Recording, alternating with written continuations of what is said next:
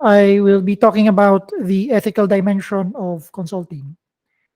And while this might seem to be a little bit off tangent in terms of the focus of the subject matter, which is consulting, it's important that we also consider the ethical side of whatever it is that we're doing as far as consulting is concerned.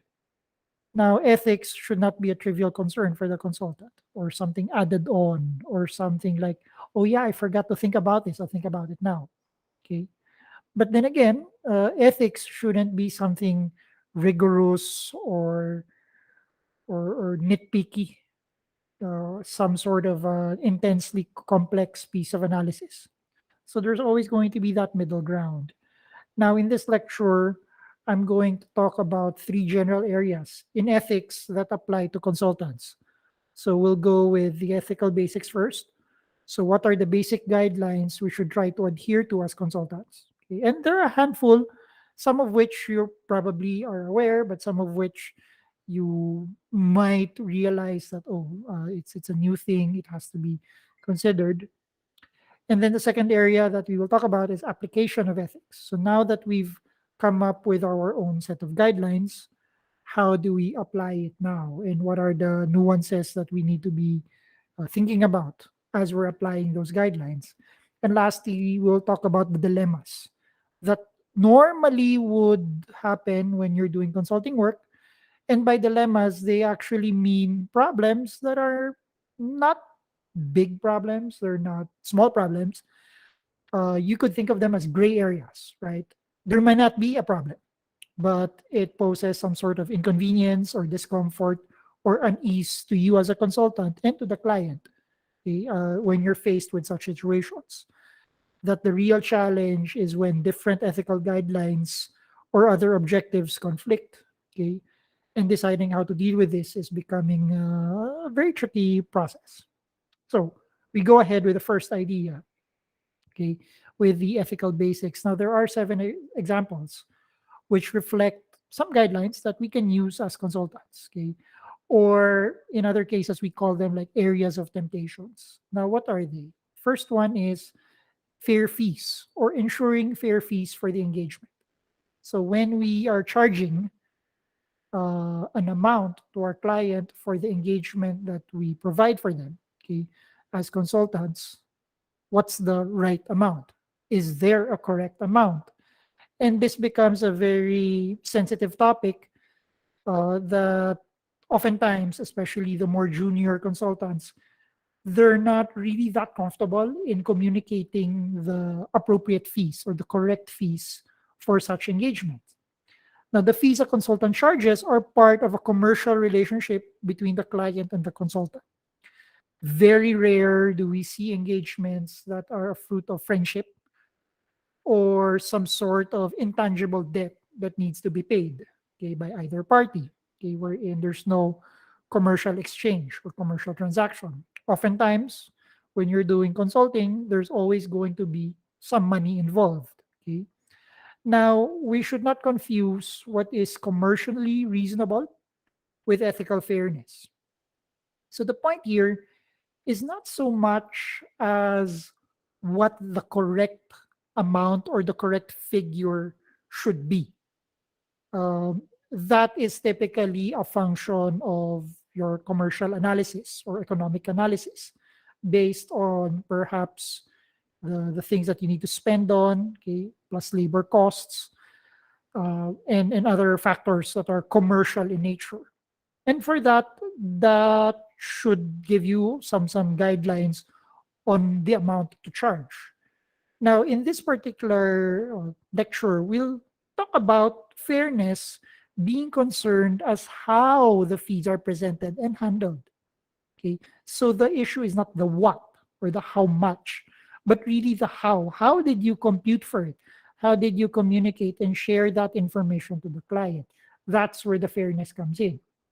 Because oftentimes, and you'll probably be aware of this, uh, like hidden charges. Nobody likes to have hidden charges.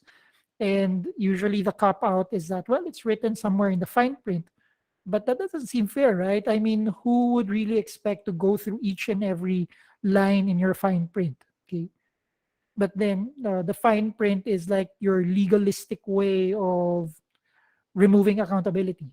Okay. Maybe that's legal, but you get that sense that doesn't seem fair.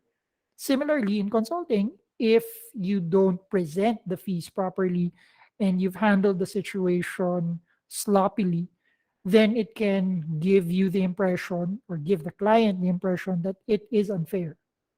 So the client, at the end of it, should have an understanding of what the fee rates will be at the start of the engagement. Okay. No surprises. They have to know it upfront. Okay. The client should also have an understanding on what any extras that will be charged for are. Okay, so if there are some additional things that will be charged depending on certain conditions, the client has to know that.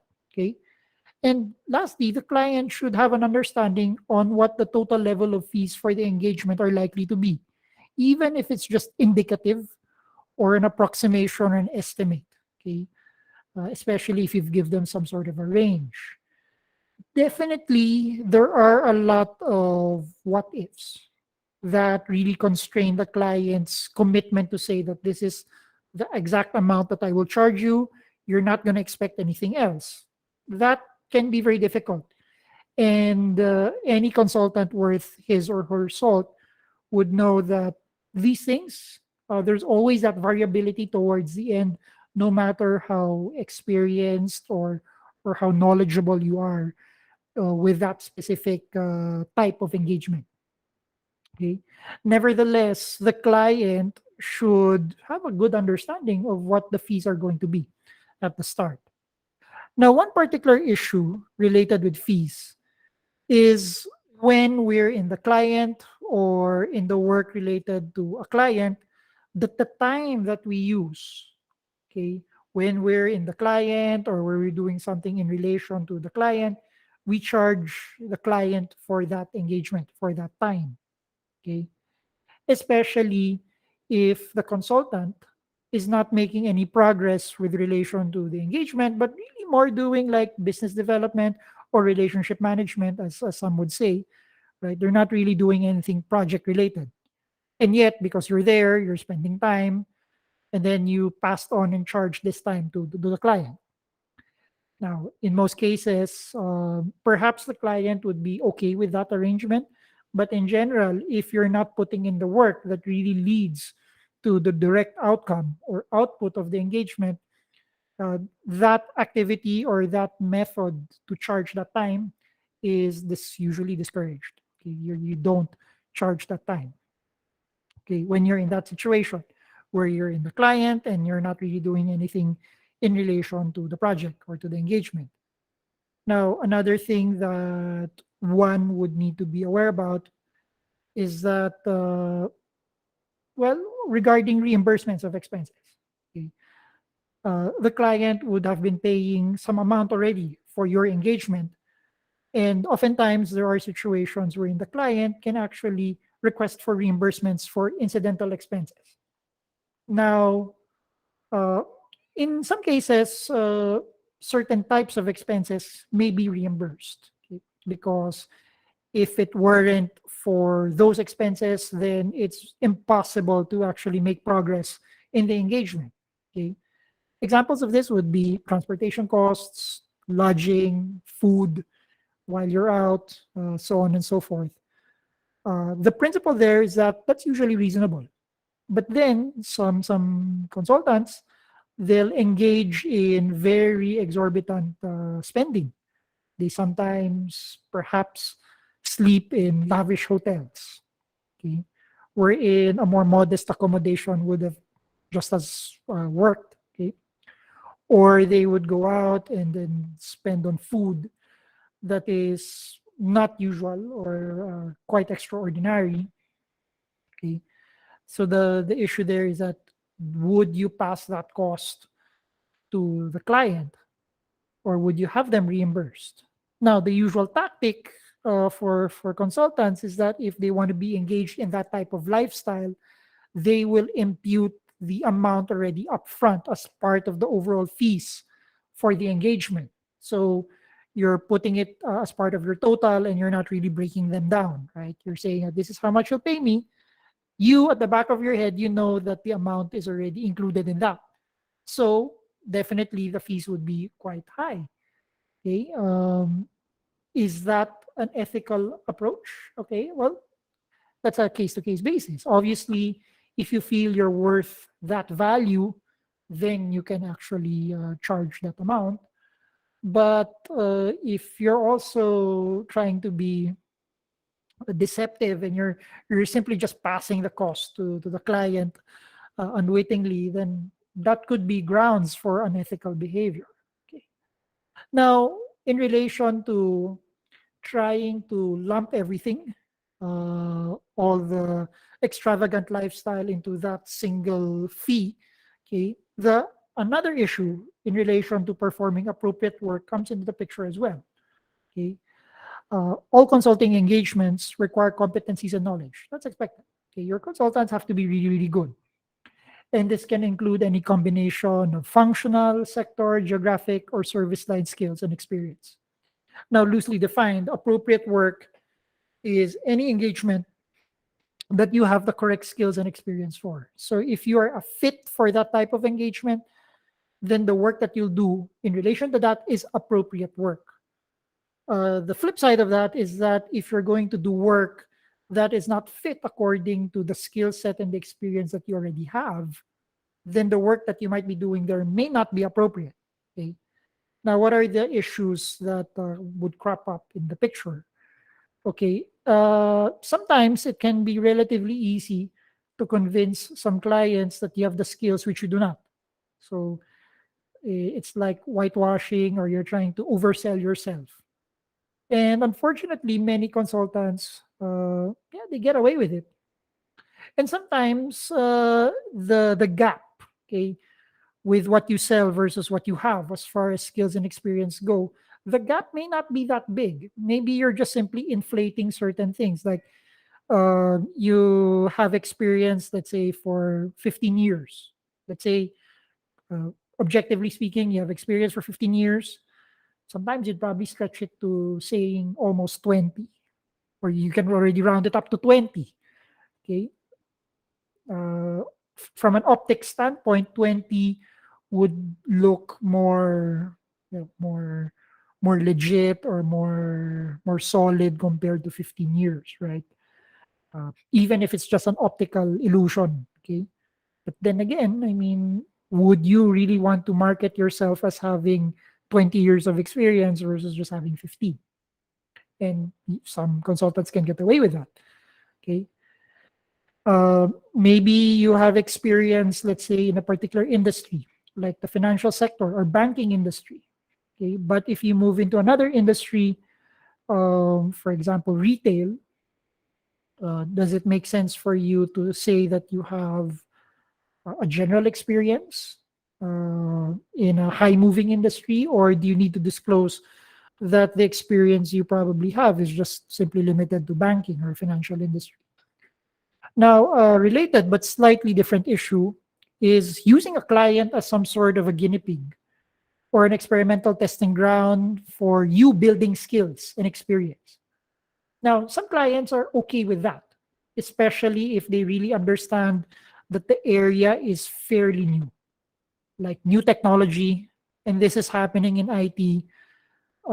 Not everyone would have really deep experience anyway. For instance, since the emergence of blockchain or cryptocurrency, you don't really expect anyone to have like 20 years experience in that area because it's a fairly new field. Okay. But would you really want to get a consultant in spite of the fact that the field is rarely, or is not yet that developed, or is fairly new? Would you really want to pay a lot of money for those types of consultants off the bat, based on some hype or some trend that is quite contestable? Okay. Would you want to do that? Okay. Or would you, as the consultant, on the other hand, would you want to wait until the technology perhaps matures and then you come in? But when you do that, you might be already too late because the first movers would have already built their networks and then they've established their credibility and they took that risk of engaging with clients with that gray area that the engagement that will be done for them is considered experimental. Okay. So these are the things that you want to consider. There's no clear cut rule or bright line, as they say, that this is wrong or this is right. Okay. It really depends also on how much you are really disclosing as appropriate. Definitely, you need to disclose what you do know and what you don't know. And at the same time, it is also the client's responsibility to ensure that, okay, they're aware that this is experimental perhaps, or they should be aware that you really don't have the experience, okay? And in spite of that, they're still willing to engage you, okay? Just to make sure that both parties won't be subject to any liability, okay, as the engagement progresses. Now, consulting services are appropriate only if they are based on an understanding of the specific unique situation of the client. Okay. Uh, if you don't really have a good understanding of what the client really needs, okay, and you perhaps try to force a situation to do something else because that's the thing that you know, then that may not be appropriate as well. Okay, that puts the client in danger. That puts you in a compromising situation in terms of integrity. So definitely, if the client doesn't really need the solution that you're proposing, and you can't propose anything better because you don't have the skills or the experience for that, then don't push the situation. Don't try to force it when you know that doing so would actually risk your reputation, your credibility as a consultant. Now, another ethical issue that you want to look into is making sure that you only do work that is necessary. You don't do anything else extra. And one thing that we want to look into here is what is called follow on work, work that is done after you've already done the necessary work. Okay. And this would mean that once an engagement is done, okay, you know that from an overall scheme of things, there are still things that needs to be done. Okay. Perhaps you might recommend that the client would do X, Y, and Z. And then what do you know? You can also do X, Y, and Z, and you can charge them more for X, Y, and Z, right? Now, there is an obvious moral hazard when the person with an interest in future work is also the person advising a client to what the future work should be. Okay, so it's like you're cornering your market, your client, and then you know that okay, there's still going to be additional work after this, and I will create a situation wherein, since I know that, and then I will create a situation wherein the client would feel compelled, right, to still get me. I mean that's a very delicate area to be in, right? Now the problem comes only if the advice you gave has been deliberately skewed to favor the sell on or the upsell, right? It's okay to disclose that there are things that need to be done, okay, after the original engagement, and you have the skills and the experience to do the additional work afterwards. But the easiest answer is to actually point out that there is a conflict to the client, a conflict of interest. Okay, that you can actually do that. Okay, and while it's not part of the original scope of work that you've done for that client, you need to disclose that. Okay, that okay, this is a potential conflict of interest. You want to do that because you still want to give the client some sense of freedom to actually decide whether to continue engaging you or perhaps get somebody else. Sometimes there are industries by uh, regulatory requirements would force certain organizations or companies to engage different suppliers. Okay? This is mainly to reduce risks and the like. If there are regulatory requirements, then there's pretty much no choice, right? Your client will have to get somebody else. But what if there's nothing of that sort? What if there are no regulatory requirements to shift or to diversify your suppliers? What do you do? Will you force the situation, or will you hide the fact that you know you can do that as well? And sometimes, or most of the time, the clients are also smart. They would know that, okay, they know that you can actually do the follow on work. And they know that you're probably going to suggest that you still get them, right?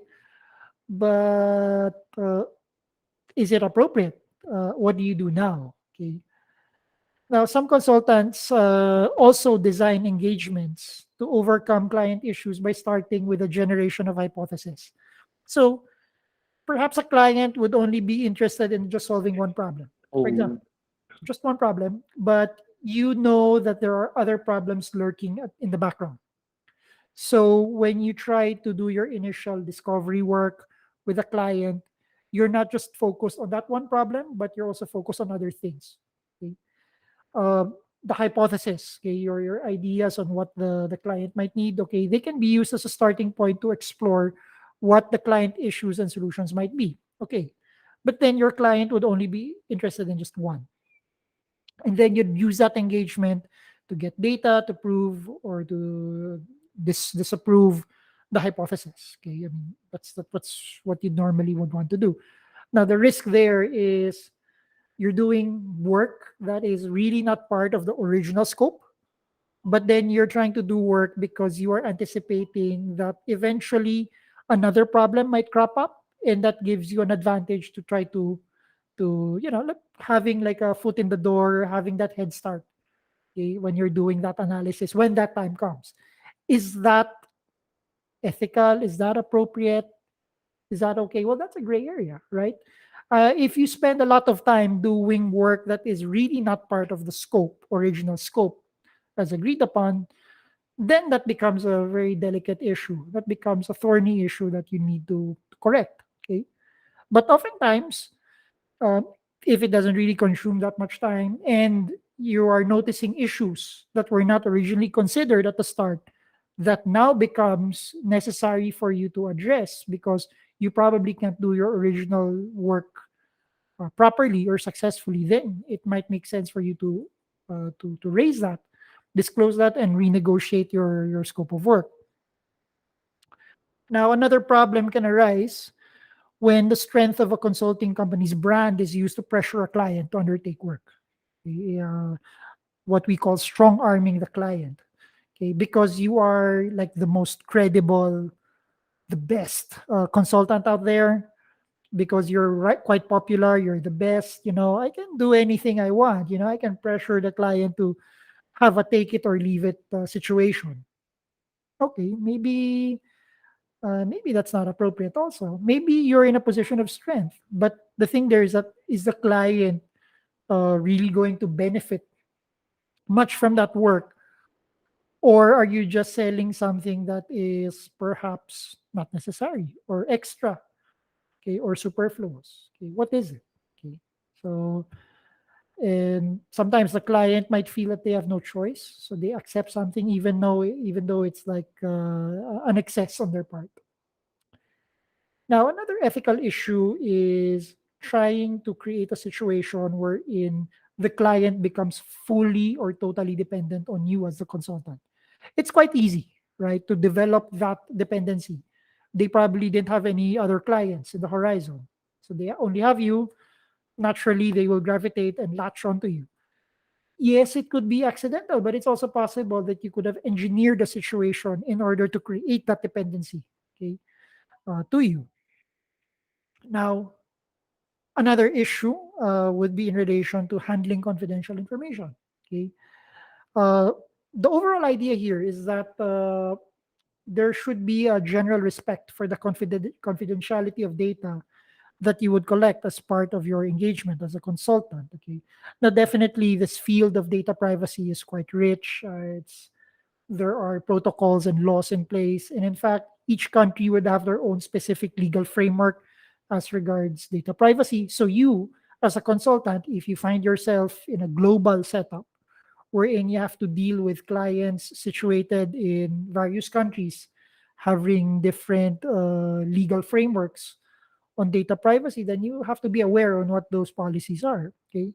But overall, the main principle as a consultant is whatever data you get to handle, you have to handle that confidentially. And this is where certain situations like you dealing with clients that are actually competitors of one another. So how do you do that? Okay.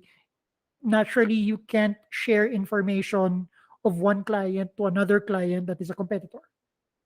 And later on, we'll talk about the appropriateness of actually having clients that are competitors of one another in the same industry. Okay. Should you do that? Okay. That's another situation. But with the idea specific to data privacy or confidentiality, uh, just take note that in certain situations, clients might be faced with a graver responsibility to handle data really, really well, especially if you're dealing with clients that might have a potential conflict in terms of competitiveness. Another issue in the ethics of consulting is using fair contracts. Okay, contracts that are fair. Okay, so it's not only just about the amount or the fee that should be fair, but the overall engagement should also be fair to the client. And this is where the small prints come in, right? Our client should know better, but contracts, because of the legalese involved, there will be a lot of small print. Now, in relation to contracts, there are two things that you need to be careful about, right? One is the ownership of intellectual property. So whatever output, whatever outcome that's generated from the engagement, who owns that? Will it be you, the consultant, or will it be the client? Now, naturally, if a lot of the work, the labor that was expended in coming up with that intellectual property came from the consultant, right? So definitely you'd want the consultant to have ownership of that. But if it not if it weren't for the client, then you probably won't have an opportunity to generate that intellectual property. So the client might also have a say on the ownership. So who is correct? Who should have it? Or can both have it? Okay. Now, another aspect of fair contracts would be the reimbursement of expenses and supporting activities. Right? Do you include this already in your total amount, total bill, or is this something that's added on as the need arises, or some sort of on demand, right? What is it going to be? Okay. And a lot of the expenses, properly speaking, they may not be directly related to the engagement itself, right? So should you actually charge that? Should you include that, okay, in your pricing, in your overall contracts? Uh, a common problem in the area of consulting would be conflicts of interest. Okay. Now, in this case, conflicts of interest would be in particular to, let's say you have a consultant, and this consultant is part of a consulting company, but this consultant has a stake in a potential client. Maybe that person is a shareholder or is part of the board of directors of that company, right? So, because of that relationship, that company might be more interested to engage the services of the consulting organization where this consultant is, right? And that's natural. Sometimes you want to go with people whom you know, right? You don't want to go to people that are complete strangers to you. And there are these relationships, and not only are these relationships in those manner, you can probably have relationships wherein the consultant has a spouse that works in the client organization, right? And this spouse would have access to specific information that might be uh, beneficial to the consultant that is not normally available in public, like inside information, right? So, uh, what do you do with that, right? How do you work in those situations? Okay. Uh, One solution that can be adopted is simply rule that any company the individual works for cannot be provided services by the consultancy they also have a commercial interest in. And you'd see this. A lot of consultants would need to disclose potential conflicts of interest. In some cases, it automatically disqualifies participation in for those types of engagements. Okay. I mean, the company as a whole can still be engaged by the client, but that specific person cannot be involved in that particular engagement. Okay? Or in some cases, the engagement doesn't really happen, okay? Precisely because of the nature of the conflict of interest. Now, these are the usual ethical issues. They're quite basic, and you'd probably apply them in general situations outside of consulting. And how do we apply these things right now in our concrete practice, right? Well, there are two factors that can make the application of ethics in consulting quite complex. The first is the consultant has a certain position, and it can be a privileged position. So that's one. Okay. And the second is sometimes you really don't know who the client is because of the nature of how the organization is structured. Okay. So there could be internally conflicting interests on the side of the client organization. So how do we work with with these two things? Okay. Now, with respect to your position as a consultant, you operate really in a privileged position of trust. They get you to be a consultant because they trust you. Okay. They get you as a consultant because you've built a relationship with them. Okay. And there are two things that you want to keep in mind, okay, when you're working or dealing with your clients. Well, one is you'll always be viewed as a trusted advisor. They will tell you things that is not normally shared publicly. In some cases, like lawyers, okay, or other professional services, wherein consulting becomes the usual practice in those areas. They have what is known as uh, privilege of the consultant and the client, or the confidentiality. It's like something similar to confession in the Catholic Church, wherein the penitent will say the sins in confession, and the priest can't really disclose that. Okay, not even law cannot compel the priest to disclose the sins of a particular penitent. Same thing for the consultant. Maybe you are going to be the receiving end of certain secrets. Okay, that maybe off the bat that's going to be difficult, right? They might be bordering on something illegal perhaps, but because you are in a position of privilege, do you disclose that to other people, or are you required to disclose that? Sometimes there are laws that require you to disclose that even if the situation is one of privilege, right? But in general, if there's nothing there, you shouldn't be disclosing, right?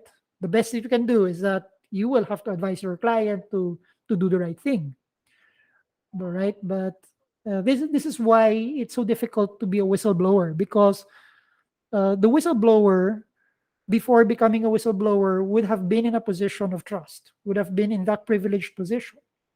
Okay. And typically, while it might seem on the outset, from an outcome standpoint, that the whistleblower did the right thing, okay, the problem with the whistleblower now is that he or she, and this is also validated in current studies, that the whistleblower tend to have a difficult time reintegrating themselves back into the workforce, okay, or into the original career of the whistleblower. Okay, is that fair? Is that a good thing? Probably not. Okay, and you'd feel disgusted about it. You'd feel some outrage with that situation. But that's where the delicate situation arises, right? You will be put in a situation wherein you will be approached. You will be given information that can be very uneasy for you. Okay, and well, what do you know? Because you're the consultant, you have to take care of that situation, right? And another thing that you want to look into as a consultant, you have that duty of care. Okay. And that's why when you're given information that is privileged and they can be pretty uneasy, you have a duty to make sure that you still take care of your client. Okay. Aside from just simply advising the client to do the right thing, well, you also don't want the organization of your client to just simply fold up and die, right? Apart from the more practical consequence that doing so would leave you empty-handed also, right? You also have to take care of the collective impact that other people who are not in that position of privilege uh, would be experiencing. So, as a consultant, okay, you are a custodian of some sorts, okay, because you are trusted, they will listen to you, okay. Now, in a way, you as a consultant, you are having that sense of moral obligation to make sure that you also take care of your client, even if the client situation might be a little bit uneasy, might be a little bit difficult. And you can imagine lawyers, right?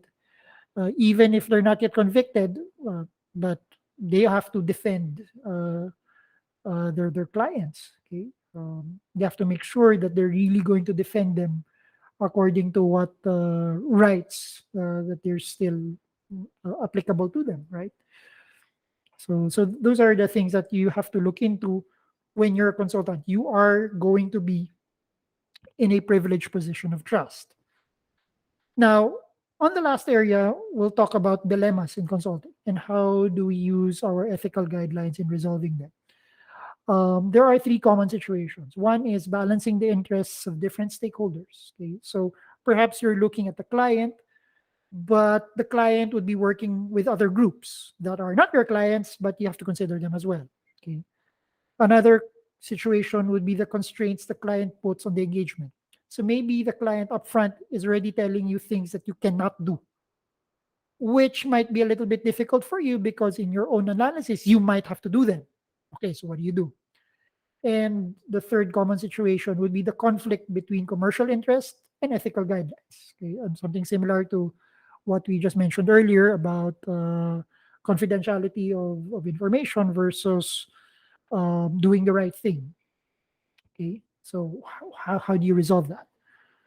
Uh, when it comes to balancing the interests of stakeholders, okay, there is no single solution for these sorts of issues. Okay, and sometimes balance is not really the appropriate goal. Okay, oftentimes there will be situations where in some stakeholder groups might be on the losing end. You may not like it, but in terms of the overall calculus of the situation, you'd probably decide it's for the best. Okay, but one way to make progress in this area would be looking at a combination of the following items. Well, number one, if you know who your primary client is, okay, and that primary client is the one who makes the decision when there is a conflict of interest. So that's one way for you to resolve the matter is you shouldn't be the one solving the problem of the conflict, but the client should be the one solving that conflict of interest. Okay. Another approach would be not hiding or ignoring the issue of conflict. Again, disclosure, making sure off the bat you're disclosing it, you're being honest about the situation, okay, about the relationships that might pose conflict, even if the conflict isn't there yet. Okay. The advice is that even if it's just the slightest suspicion that there could be a conflict of interest, you disclose it completely, right? Now, another approach is negotiating a solution that is acceptable to all parties involving the different clients in a negotiation. So, in general, what you want to do in this situation is you want to disclose things upfront. You want to make sure that it is universally fair for everyone. And you want to make sure that somebody resolves it other than you. Okay. Now, will that really completely resolve your dilemma as regards interests of different stakeholders? Not necessarily, but they would help minimize the risks of conflicting interests in the future. Okay. Now, what about constraints that the client would put on the engagement? Okay, what do you do? Now, as part of scoping an engagement or while you're doing it, sometimes the client would tell you certain things that would constrain your freedom on how to pursue the engagement. Simple things like you can't talk to this person, or you can't go to this organization, or you don't consider this department, or you don't work on this particular population or market, etc., etc. Okay. Uh, it's possible that you would be handcuffed, okay, in terms of your approaches. But okay, think about it. Okay. Now, of course, as a consultant, if you are shrewd, okay, in the sense that it's only about the money, well, you can be sensible about it, wherein you're only interested in commercially viable engagements. As long as it puts money on the table, I'm fine with it. I'm fine, even if I'm handcuffed. Okay. I'll work around it. Okay. But, I mean, if that's what the client tells me, okay, I'll respect that. Okay. Now, an ethical consultant is only interested in engagements that are of value to the client. So sometimes the client doesn't know that what he or she might be putting up as a constraint might be harmful for himself or herself as the client. And you, as a consultant, you are going to be ethically obligated to disclose that possibility that the constraint that the client is putting up front, well, that's going to be harmful. And whether you like it or not, actually, it is possible to be both sensible and ethical, although it's just difficult. And sometimes it can be very costly on your part. The question there is the cost worth it? Okay. Sometimes you might be earning less. You'd still be profitable, you'd still earn something, but compared to perhaps turning a blind eye to the ethical consideration that you get more. I mean, is it worth the extra money to be ethically mute or to be ethically insensitive? Okay. And this is where the concept of ethical fading also comes into the picture, right? Are you okay with being ethically faded, right? You dial down or you tone down your ethics because by doing so you can actually stand to get more money, right? You're not violating anything. You're not being unethical. There's that bright line, but you're in that gray area, okay? And that's what makes it a dilemma. There's no bright line that says that this is right, that's wrong, okay? But you do know that in a certain situation, if the probabilities don't fall in your favor, then things can go wrong. So that's usually the case. So what do you do? Okay. It is possible to be both sensible and ethical. The question is, are you willing to do it? Will you have the courage to do it? Now, lastly, this would be in relation to conflict between commercial interest and ethical guidelines. To add value to a client, a consultant must not only create whatever agreed deliverables are, okay, but also needs to ensure that the result is helpful to the client, okay, that the client won't be in a harmful situation. Now, your aim is not only to be legalistic or fulfilling the letter of the proposal and deliver what you've agreed to deliver, but whatever it is that you're going to deliver would actually have a lasting impact on the client, thinking about the sustainability of your solution. Okay. So it's not enough that you just simply want to do something, perhaps um, based on the requirements of the engagement. I'm going to build a road, but you're probably not going to build a strong road because you want to cut costs, right? So the road, okay, on the outset, you fulfilled the optical requirement. Okay, I've built a road, but you know that road will no longer be a useful road, maybe in 3 months, in 6 months, in 10 months, right? And we've seen this happen, right? Sometimes when suppliers or contractors do things, they just do the bare minimum and they can wash their hands and say, I've done what is required of me according to the agreement. But is that the right thing to do? Or shouldn't you be putting in your best effort, your best deliverable, your best outcome in every engagement that you find yourself in? Okay, so the lasting impact on the client. Now, the ethical problem arises from the issue of understanding when it is appropriate to take knowledge and experience from one client and applying it to another. So there's that other aspect about dealing with clients that are competitors. Now, one way on doing that is making sure that you don't work with direct competitors. You just choose one. But sometimes, because you are so popular or because you are a very large organization anyway, that you can't really avoid working with direct competitors. So another approach would be what is known as a Chinese wall. So a Chinese wall is a term used by consultants wherein if a company is engaged in direct competitors, those who are working on one competitor shouldn't be working with another competitor, right?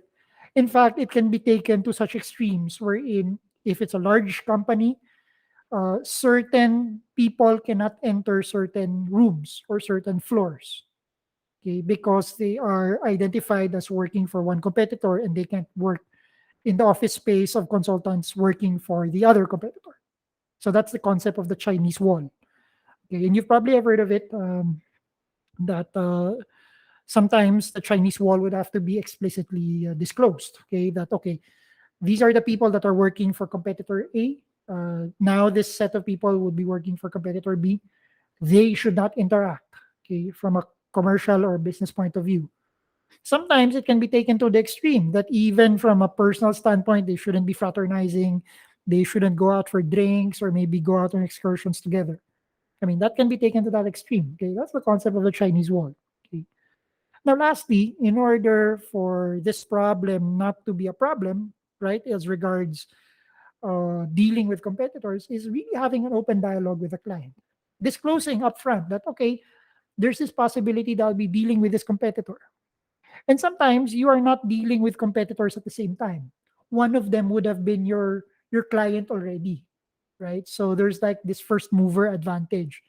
So oftentimes, as a matter of courtesy, and not even as a matter of law or requirement in some cases, but as a matter of courtesy for most cases, you would have to inform your client, well, our organization is considering to engage with this competitor of yours. Okay, what do you think about it? Okay, are you okay with it? Okay, and if they say they're okay with it, can we have it in writing? Okay, what are the things that you want us to stay clear of? Okay, and the open dialogue avoids conflicts, avoids potential head-on arguments or altercations. Okay, because at least you've given your client an opportunity to actually address the situation, and oftentimes the clients would already have the solution in front of you. So, in the end, having that open dialogue with the client helps steer clear of potential conflicts in this area.